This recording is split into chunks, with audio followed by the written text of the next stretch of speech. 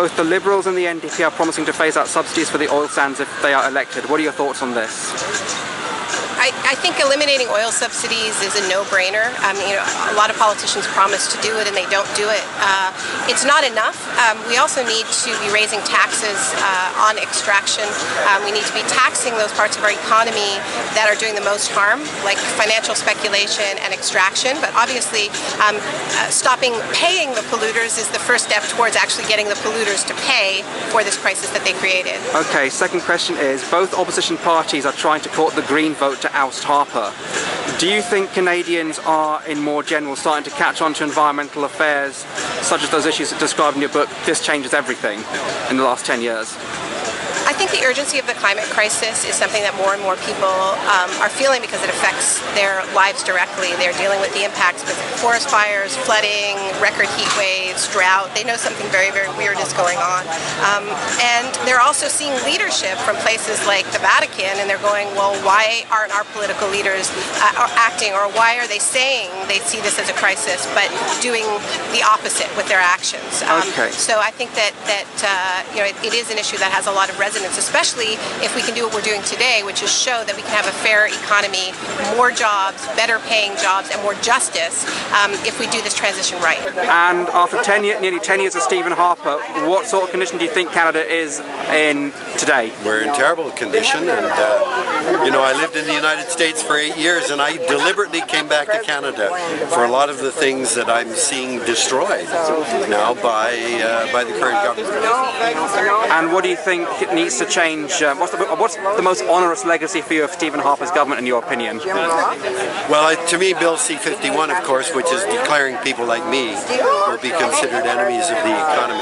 Yeah. I am anti-petroleum. I make no bones about that, and it seems to me C-51 is going to put me in a category of being a traitor or an enemy of Canada. It's terrible. Okay. Ms. Fonda, what's your biggest personal reason for you being here today in Canada?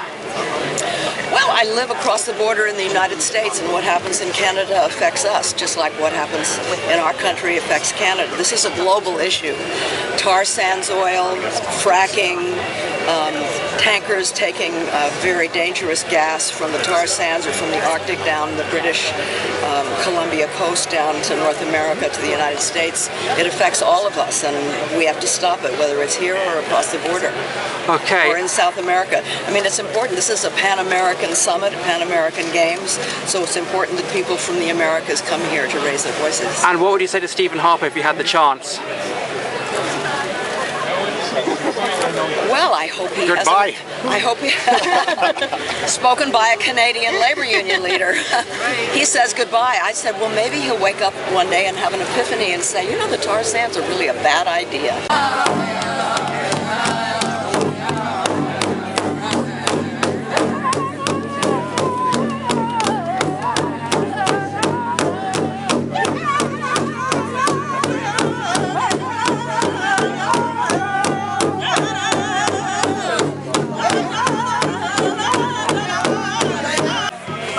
About to set off for the March on Jobs, Justice and Climate. Indigenous peoples are leading the way, and the reason why we're here at the front is to exemplify that we're at the front lines of the solutions and we're at the front lines of the problems, and we're going to actually change what's happening in our communities, and we have the solutions in our own communities, so we're really excited about being here. Thank you.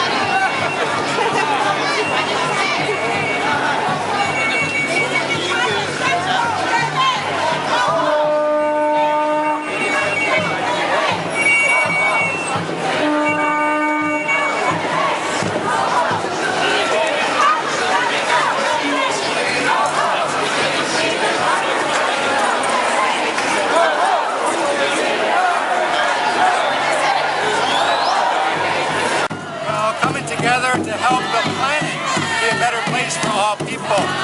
Chippewas of the Thames is fighting pipelines that are running through our territory, and we want people to know that there's danger that exists within those pipelines. So we're coming together with everybody to make sure that our next generation